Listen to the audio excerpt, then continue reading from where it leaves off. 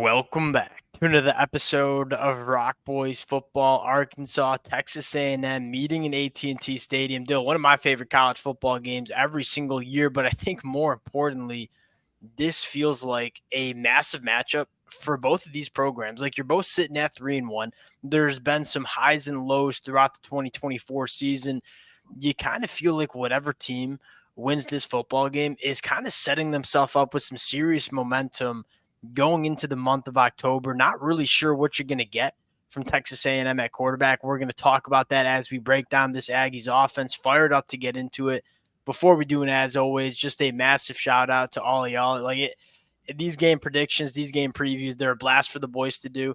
The amount of support y'all continue to show to the boys, it means the world. If you guys do enjoy the content, consider subscribing to the channel. Much more importantly, let it fly in the comment section, whether you're an Arkansas fan, Texas A&M fan, or just a college football fan that might be betting on this football game. Would love to hear you guys in the comment section. Dill, without further ado, let's start with this Arkansas offense that is just an absolute roller coaster, like from drive to drive, certainly from game to game, but from drive to drive.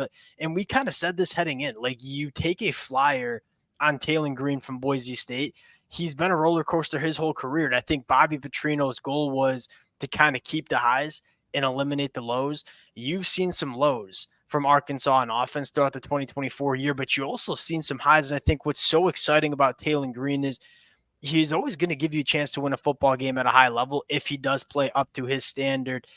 Dill, how do you see this Arkansas offense going up against the Texas A&M defense that I got a lot in my notes to talk about, but I'll give you the floor first here.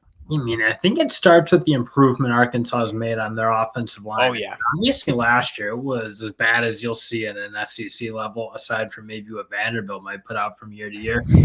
But they're really pretty solid. They're not a great rushing offensive line. I don't think they're ultra physical and moving guys around, but they're doing a pretty good job in pass pro. And I think you look at the run scheme Arkansas has put around it with that read option kind of stretch zone look that they're giving teams. I think they're doing a good job of covering up some of the deficiencies in that offensive line using Taylor Green's legs, and they're putting a lot of pressure on teams' linebackers. That's 100% it. This is a very hard offense to game plan against. You look at Jaquindon Jackson, he's kind of like resurrected his career at Arkansas, averaging almost 7 yards per carry. I think the fascinating conversation here is you have a Texas A&M defensive line that I think is elite, that I don't think necessarily has played elite to start the 2024 year. If you're Mike Elko in Texas A&M, like, how do you handle Taylor Green where, yeah, you want to pin your ears back and kind of lean on this Texas A&M defensive line to really disrupt this football game, but at the same point, you kind of want to keep Taylor Green in the pocket and force him to be a pocket passer where he's easily least comfortable. I can't wait. That cuts both ways on the rushing attack too. I mean, you look at how A&M likes to play with their defensive linemen, very aggressive, shooting in the gap.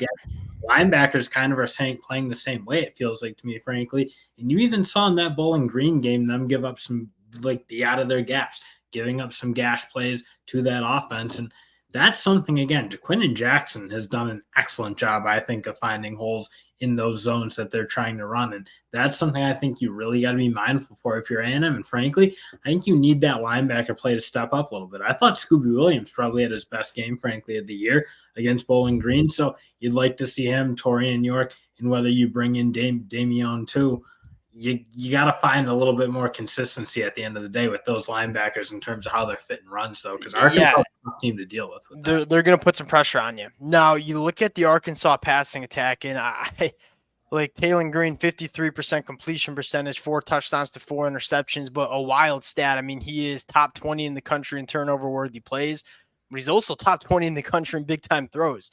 This is a guy that, again, kind of a roller coaster. Arkansas, they want to push the ball down the field.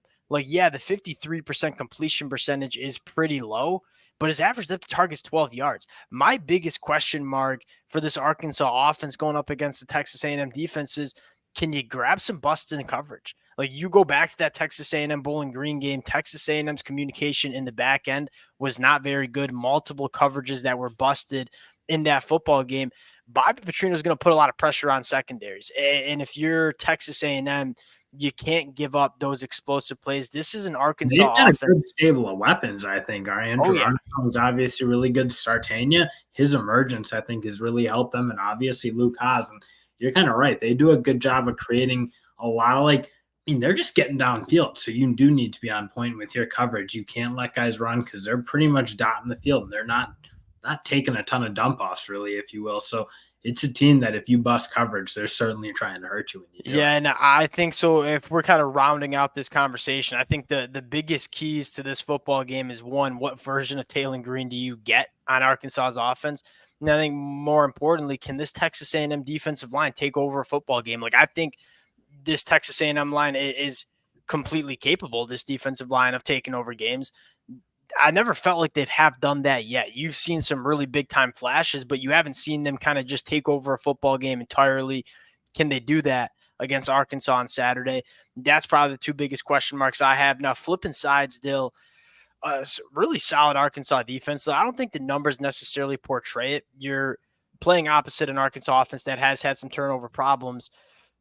I think Travis Williams is doing a really good job with this Arkansas defense. You noted it before. They're pretty solid against the run. This is a Texas A&M team that I think even with Connor Wigman, if he's back at quarterback, is going to want to run the football. I'll kind of ask you the question, though, having watched back that Bowling Green game, who would you start at quarterback, and then who do you expect to start at quarterback for Texas A&M in this football game? Yeah, that's the tough part because honestly, I didn't think he played as well as he did against Florida. No, he did not. He did against Florida, and then Bowling Green, you kind of saw the misses on the throws that you really shouldn't be missing. Still adds a lot to that run game, frankly, but I think when you want to attack Arkansas, I think you want to be able to push the ball down the field, test their boundary corners, similar to how Oklahoma State was able to do it. Because they're really playing good ball in the front seven. I think they're playing pretty aggressive with their secondary in terms of them coming down and run support. I kind of think you need to be able to throw the ball at a really high level. And I mean, Wigman, it's tough because he was really bad against Notre Dame. We've seen some real highs from him.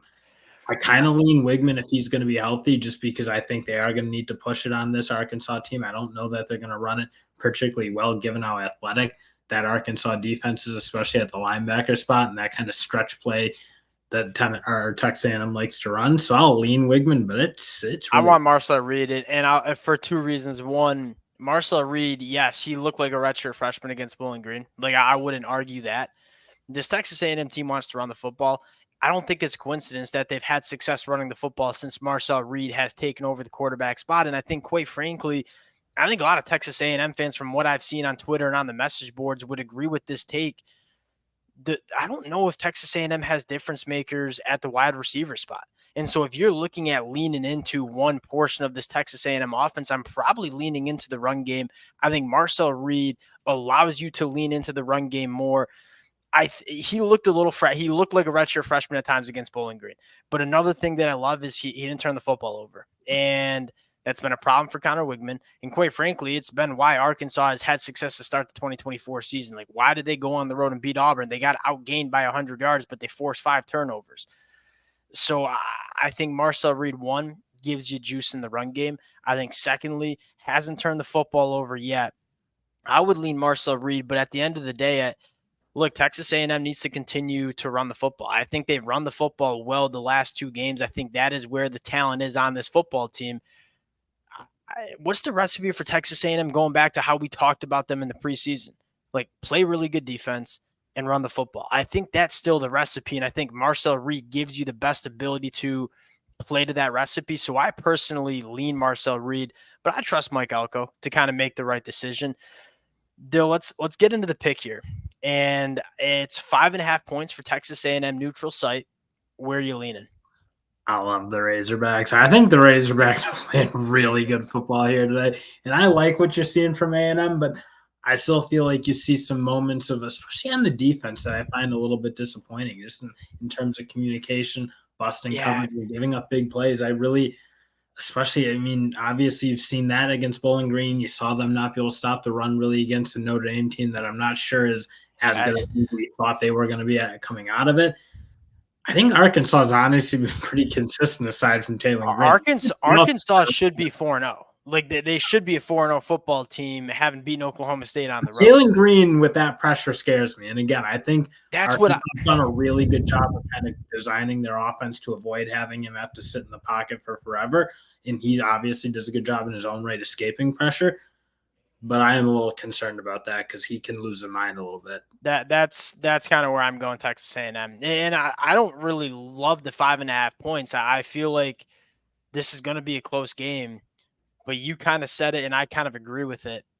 I think Mike Elko and Texas A&M are going to be able to kind of get after Taylor Green, make him uncomfortable.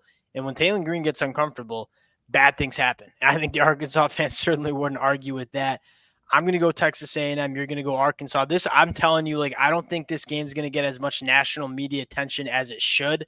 I think this is not only a big game for both of these programs, but I think it's a fascinating game as a college football fan. Fired up for this one. We'll close it out there. Appreciate you guys rocking with it. If y'all do enjoy the content, consider subscribing to the channel. We'll talk to y'all later.